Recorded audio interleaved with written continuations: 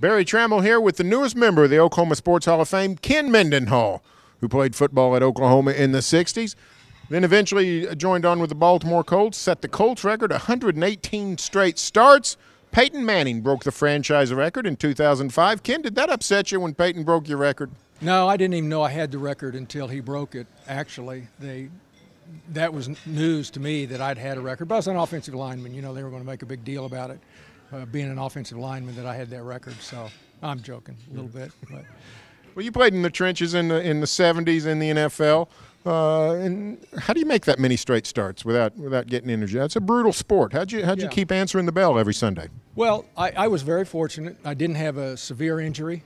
I had some minor injuries that I could play with, and I knew that if I gave up my position, somebody might come in and play better than I had, and I'd be out of a job. And it'd been 3 years before I'd gotten a starting position, so I just made up in my mind that, I was going to play as hard as I could. I knew I was probably 2 games away from somebody else replacing me, 2 bad games away from that. So I just tried to grind it out for those years, and I was very, very blessed, very fortunate. I didn't have a significant injury because that's how most of the time players lose their position as a starter.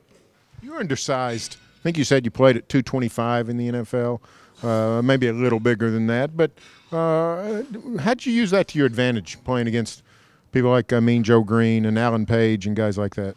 Well, I think that I learned probably at Oklahoma to stay low. We were small. Then we employed what was called the scramble block, come off low and hit guys and then scramble. Didn't do that in the NFL, but I think I was always able to maintain a low center of gravity. And quickness helps a lot. I think that was my greatest asset. I can remember at Oklahoma sometimes we would come off the ball quick enough, so quickly that we would hit guys when they were still in their stance. So, you can overcome a lot of weight disadvantage by quickness. Well, that's Ken Mendenhall, newest member of the Oklahoma Sports Hall of Fame.